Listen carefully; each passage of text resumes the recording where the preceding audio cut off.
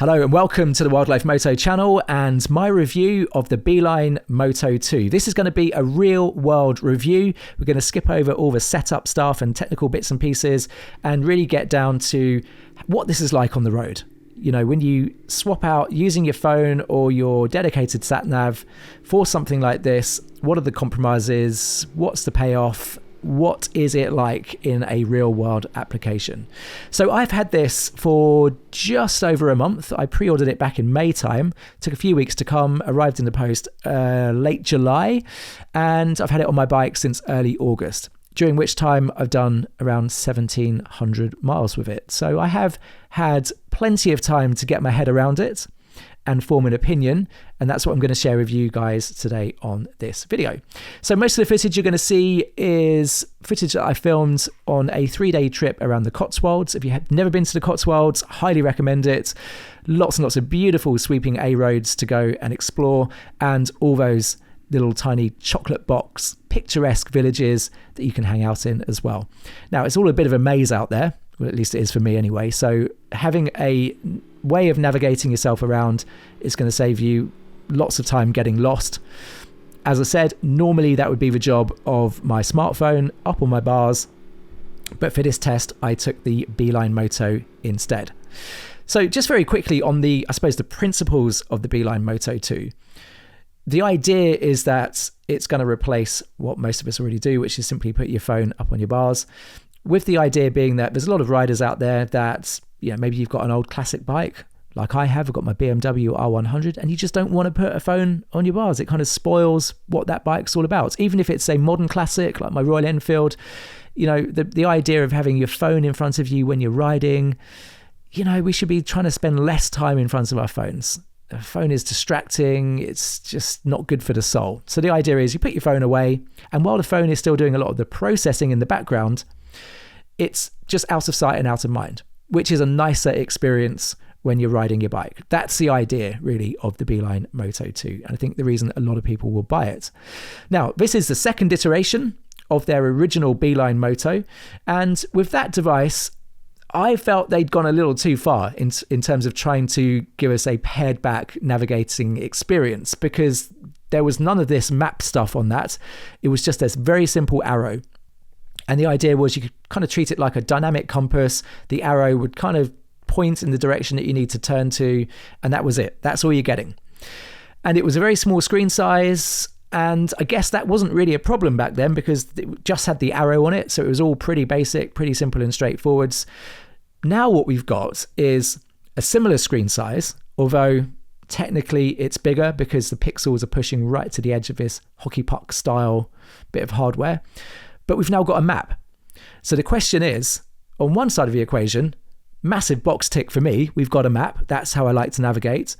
But the question is, do we now have essentially the worst of both worlds? We've got clutter and we've got a small screen to deal with. So have we ended up in a situation where we have now got a big compromise to deal with in terms of screen size?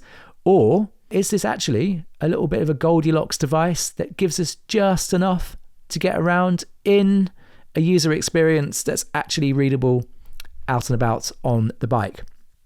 Now, there's a couple of points on that, really. The first point is it kind of depends on you a little bit. If you are short-sighted, or if you struggle with small print, small text, all that kind of stuff for whatever reason, then there is no getting around the physical form factor of the Beeline Moto 2. There is no getting around this text is small, these icons are small, the maps are small, everything is pretty small, and it's pretty cramped on this screen. Having said that, for me, and I'm lucky enough to have very good vision, I've got 20/20 vision, I'm not short-sighted, and I had no problems whatsoever using this to navigate. It's all crystal clear, I can get it. And a big part of that is the way that they've used these little icons to give you those kind of bite-sized chunks of information without making it too cramped in and relying too much on kind of guessing where you are. So they've done a really neat job, I think, of quite obvious icons that will guide you along the way. So we can kind of split this screen into different sections. So you can see there's an accelerometer which is going to make sure that when you're actually riding, so when you're actually going down the road, the map will always be pointing kind of upwards, if you like. So you'll always be aware that you're on a track because you'll be following this solid white line on the mini map. You'll also have an icon that's going to give you a graphical indication of your next instruction. So in this case, you can see there's a left turn, and in my case, it wants me to do that straight away. So it's in 0 miles. So basically, I just need to turn left as soon as I start riding. So those will change and adapt as you come into different scenarios on your trip. So for example, if you were coming into a roundabout, there's a little roundabout icon. That icon is going to have a number in it, and that number is going to denote the exit that you take. So it might be the first, second, third, fourth exit, and that will be shown really clearly in that little icon. And as you hone in on that roundabout or whatever it is you've got to do next, the miles here will count down. So it would be really obvious if it's somewhere down the road or if you're right on top of it. The other clue that you're going to get is the use of these 2 LEDs. So as you're coming into an action, those will flash at you. So you'll get one warning as you're kind of coming into it, and you'll get another warning when you're right on top of it. And that's also accompanied by an audible bleep, which is actually really loud. I was able to hear it over and above the exhausts, even on my FTR, which is the bike that we took out and about in the Cotswolds. And really, really obvious when you need to do things with the Beeline. And that is, I think, its biggest plus point. It's a device that you can kind of mount to your bike, however you're going to mount it, and you can forget that it's there. You'll get those little LEDs blip into your view. They do a fantastic job of just grabbing your attention. It's a little kind of tap on the shoulder to go, hey, you need to do something. And then through that use of the map view and the icons, you'll just get at a glance really quickly that little bite-sized set of information that's going to tell you what you need to do next. Now, it's not perfect. There's a few things in this that I'm surprised about, to be completely honest. The first one is, this is a colored TFT. So it's capable of displaying colors. So you can see here in some of these other windows, which we'll get into in a second, it can do colors. We've got yellows and reds here, for example. Why do we have a white map and a white highlighted route? That can make it really quite difficult to know where exactly it is you're going or what you've got to do next. Because it can, when you're riding and you're just literally looking at it for half a second, it can be a bit confusing. So I wish there was a way of making that a colored highlighted route. Maybe in a future update that will be possible. Apart from that, I think it's relatively easy to navigate. The only thing that you just need to get your head around is just the scale of things. It can be quite hard in such a small screen size to know where the next action actually is. You have to remember to make note of the countdown as well, so that you're aware of whether it's literally right on top of you or whether it's 5 miles down the road, because the actual map itself can be really difficult to get a sense of scale on. That seems to go away more on a bigger screen. So it's just one of those physical limitations of the thing. So let's talk about the hardware itself and how you kind of use it, and I'll talk about how I've mounted it on my bike. So you can see in this shot here of it in use on the BMW R100, I used the out-of-the-box mounting solution to actually mount the Beeline on my steering damper, believe it or not. So the way that it mounts is it uses the inverse of this little X shape on the back of the device. And that, in the case of what you get in the box, is connected to your bars or to anything you like really via 2 rubber bands. And it works perfectly on my little steering damper. It looks absolutely fantastic.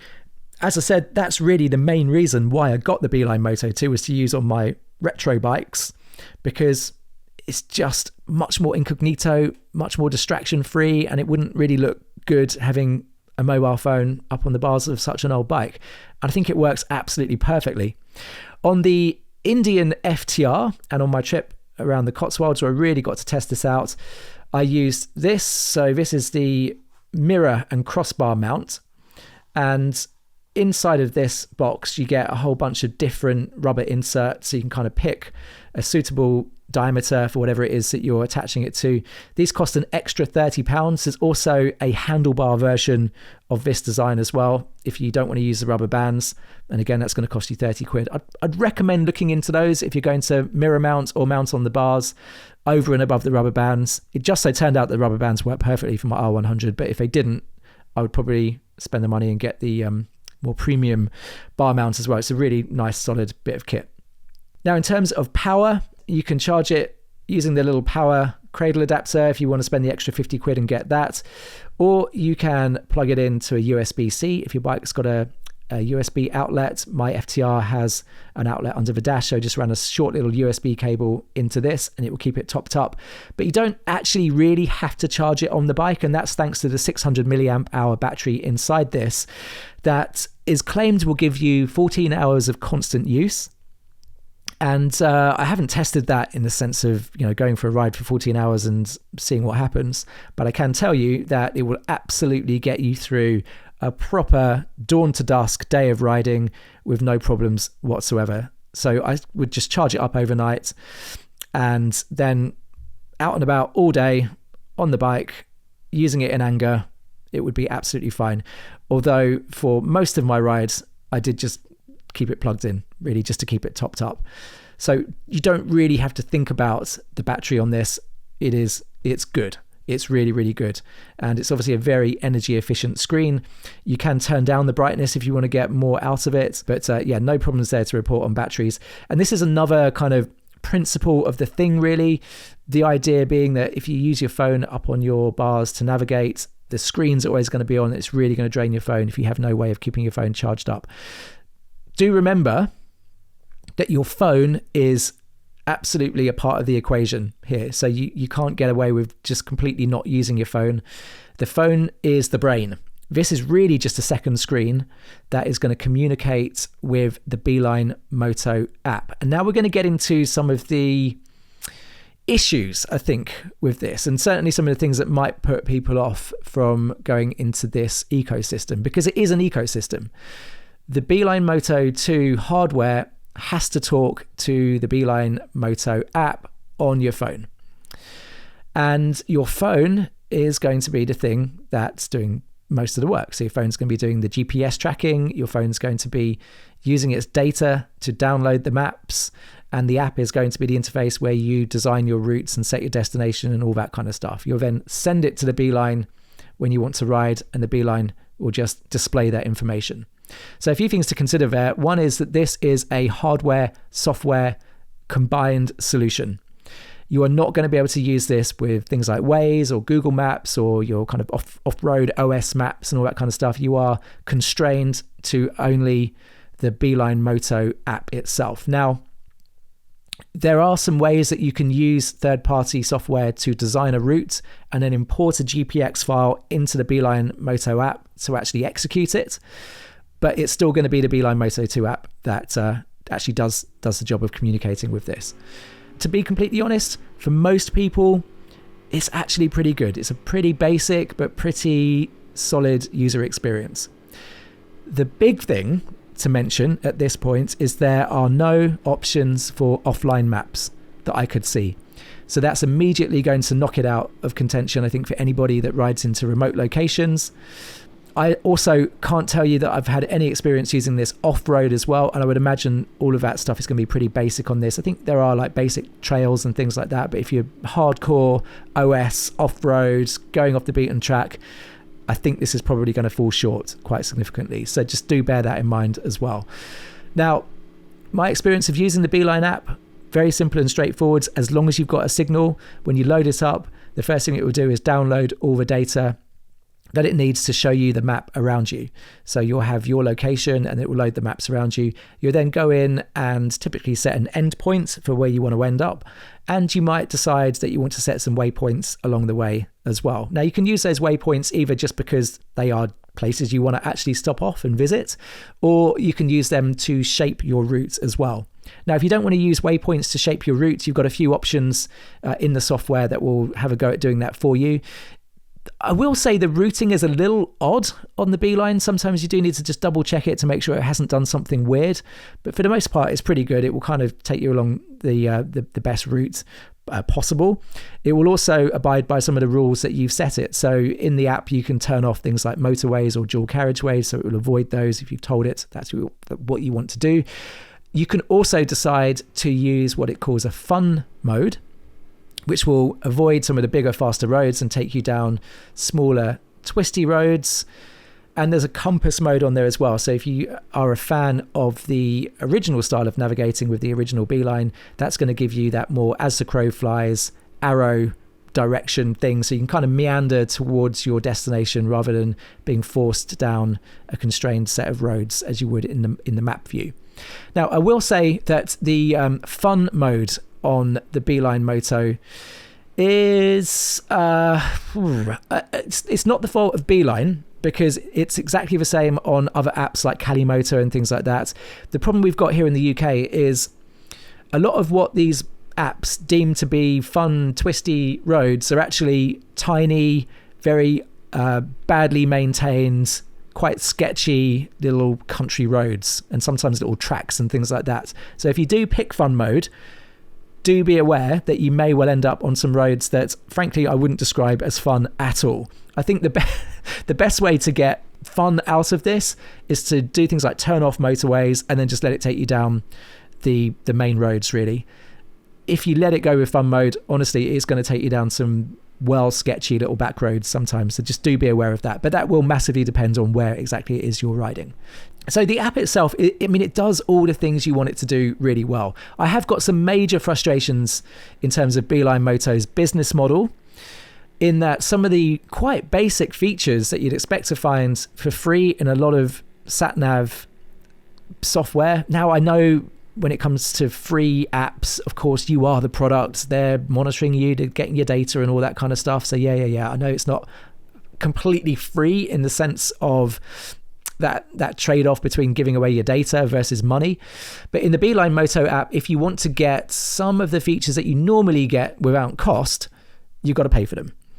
And I'm talking about quite basic stuff like audio turn by turn. So if you want to have audio in your comms unit or in your headphones being beamed to you in sync with your actions, that's going to be an extra $3.99 a month. That payment also gets you things like traffic mode, which again, I'd love to see included because that's a really useful thing. There's also quite a nice little feature called round trip, which enables you to set the destination where you will set the place that you're currently at, and it will then automatically generate a pre-prescribed route depending on how far you want to ride. So you could say, look, today I want to do a 100-mile ride, and it would just go and find a really nice little ride for you. So all of those features, plus future premium features that they haven't disclosed yet or don't know about yet, probably still in development, they're all going to have that subscription, essentially removing them from most people's experience. So fine, if you want to pay the £4 a month, you'll get access to all of that. But having invested £200 in this and all the brackets and things like that, it does leave a little bit of a bitter taste to then have to go and spend even more money on some of those features, especially when they're features that aren't particularly special, but just kind of the usual things that you get in the usual apps. So do bear that in mind. There is a paywall, and you are going to have to pay for some of those more premium features. But all in all, I would say that the app experience is really good for most people who are doing general kind of navigation, sticking to the beaten tracks. As long as you've got a good data signal, you'll be okay.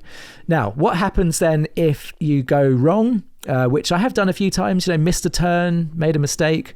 Now, that kind of depends on whether or not you've got a data signal. If you've got data, it will just reroute you. So it will go, okay, well, let's have a look at the maps. Where are you? How do we get you back to where you need to go? And it will reroute automatically. Perfect. If you don't have a signal, it will kind of have a little bit of a think about what you've just done. So it will not reroute you, but it will start leaving a trail, kind of a breadcrumb style trail that you will then be able to follow back to the place where you went wrong. And then from there, you can carry on your journey. So either way, if you make a mistake, it's pretty good at getting you back on track, either via a reroute if you've got data, or just by leaving those breadcrumb trails back to where you last left off so you can get back onto the beaten track itself. So they have thought about that. But as I said earlier, because there's no offline maps on this, it is going to be problematic for anyone really going off the beaten track, but not a big problem for most people, I wouldn't have thought. So let's have a look at the hardware itself and how we navigate around it. So all of the navigation is done with these 4-way rockers, which are absolutely fantastic. So easy to use when you're on the bike. Just stab at it with a gloved hand and it will be absolutely fine. This is a brilliant user experience, I think, over and above the original Beeline that had little buttons on the side that you had to try and find and press. So really easy to navigate. And as you can see, there's a few different screens here that are going to give you bits of information along your trip. So this is the ETA screen. It's telling me I've got 117 miles to go on this trip. The current time, it's 1:44, but we'll get there at just around 4:30. And it's a 2 hour and 45 minute journey. So that will change and update as you ride. You've got a speedo here as well, which is pretty cool to give you really accurate speed. It will also give you this little red dot that tells you the current speed limits of the road that you are on. So quite nice if you've got a cafe racer or something and you don't have a speedo, that's going to give you your kind of real-time speed. It's obviously GPS accurate as well, which is nice. And an odo here as well, so that gives you the current time that you've been riding for, the number of miles that you've done as well along your journey. And we also have a little battery indicator, which is going to give you the current battery status of both your smartphone and the device itself. Now, on the note of batteries, as I said, the Beeline itself, 14 hours of use, that's what they say, didn't have any problems with it. Your phone is going to drain a little bit along the way because the phone needs to do the thinking. The phone needs to check your GPS, send the data to the Beeline via Bluetooth LE, keep track in terms of all the data that it needs to download around the maps and the area that you're riding, all that kind of stuff. So I did notice that after a solid day of riding, I probably have about 30% of my phone left, but there is going to be a notable draw on your phone's battery as a result of the fact that the phone's having to do a lot of that processing. So that is something to bear in mind. Now, during my trip, I did get a proper soaking. It's worth noting that the Beeline Moto 2 is what they call IP67 rated, which means it can deal with being dunked in water up to 1 meter deep, and it's also dust resistant as well. So I can't report any ill effects of getting this thing properly wet. And there was a real downpour and a couple of rides that we did. It's all absolutely fine. You know, using the navigation, it was charged via USB-C during the wet ride, although I don't think that is best practice, probably not ideal to do that. For charging in all weathers, using the power cradle is probably going to be the safer option for that. But as I said, didn't have any ill effects keeping this thing running during some pretty awful weather on my trip as well. So really happy with that. So let's sum this up then, because we've talked about it for a lot, but let's kind of get into the summary of who I think this is for, and to kind of just quickly recapture some of the frustrations that I've had with it. In terms of the user experience, for me, it works. The way that combination of the highlighted mini map and the little icons that come up just give you enough information at a glance to be able to successfully navigate with this. Look out for those 2 LEDs as you're coming up to an action. That gives you a really clear prompt. And also you've got the little audio blip as well, which will just grab your attention. So in terms of actually navigating with this, if you've got good solid eyesight at close distance and you don't struggle with small text and things, you're going to be okay. But there is just the undeniable physical limit of this for people that might struggle with smaller fonts and things like that. So for me, absolutely fine using this as a navigation system. The app itself, as I said, it's pretty basic.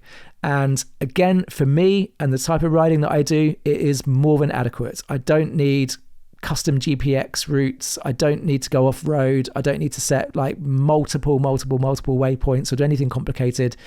And most of the time I'm riding in an area where there's data. So if that kind of reflects the type of riding you do, then I think you'll be absolutely fine with this. It's basic, it's easy to use, it's drag and drop, and I didn't have any problems with it. What I would say is sometimes the routing can be weird, so it's worth double checking it. And sometimes you might want to use a waypoint here and there just to shape your route.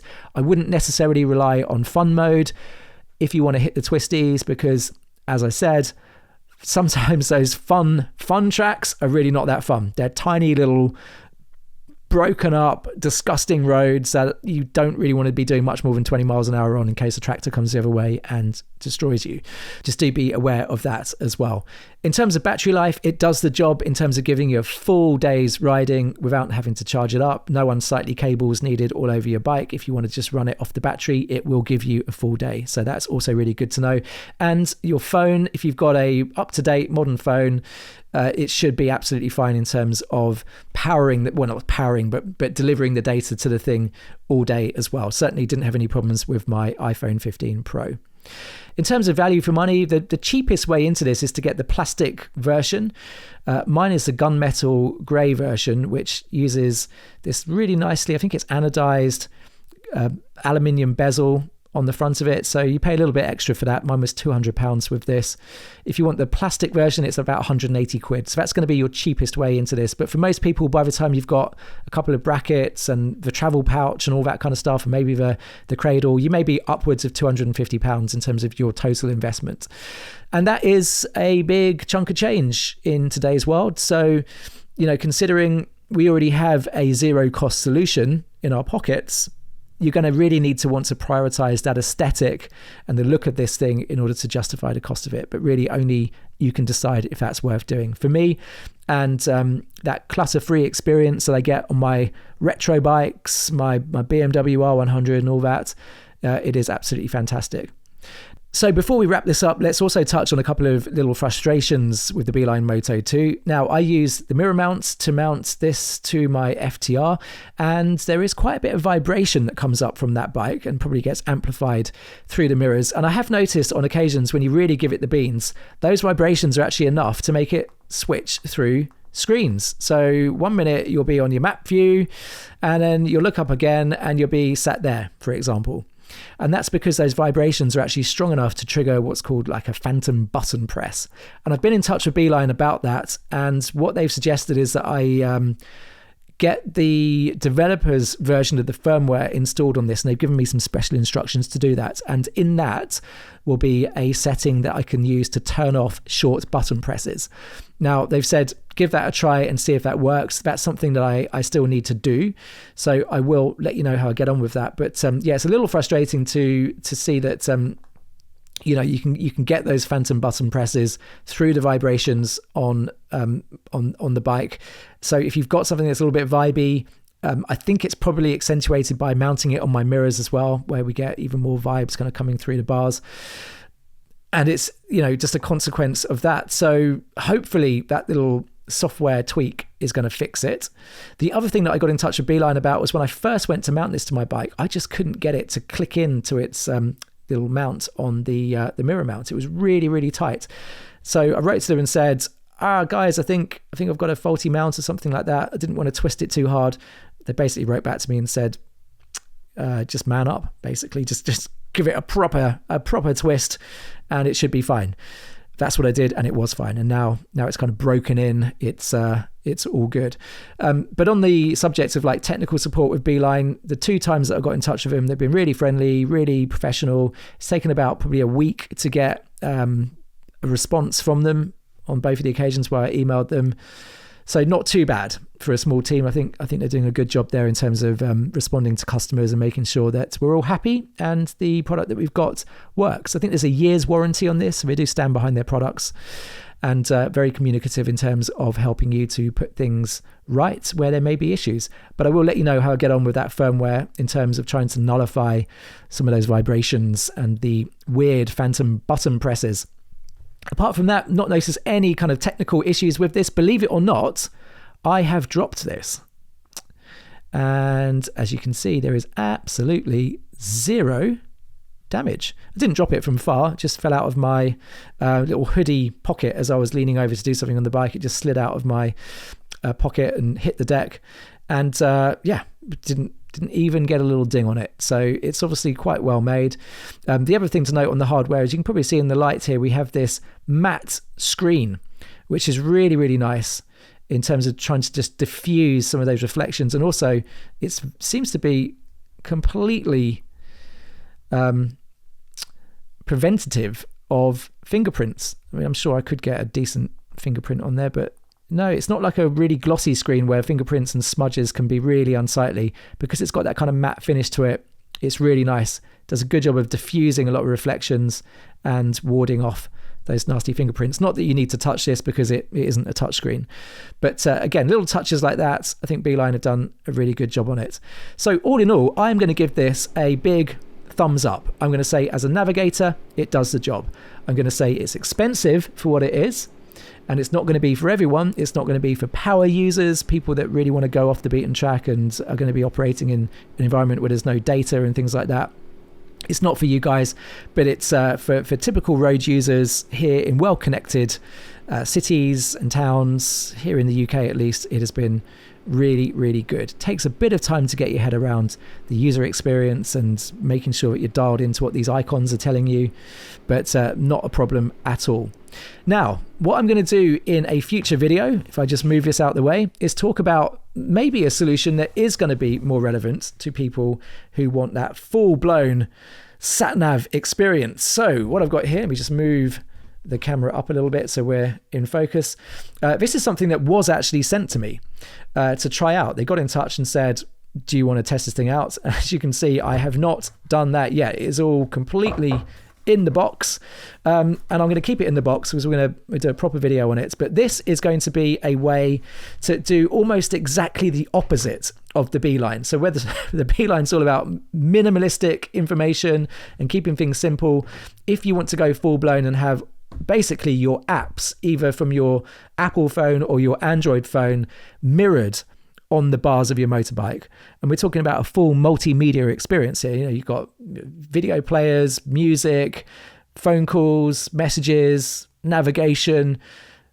Really, with the apps that you use most often on your phone, this could be the way to go in terms of getting that full-on multimedia experience up on your bars without having to put your phone up there. So I will do a full review on that, but really you could look at that as being the total opposite of this. So if you're watching this video going, this Beeline thing's not for me, stick around for the next one because this might scratch your itch. Right then, that's it for now. Thank you very much for watching, and until the next one, ride safe.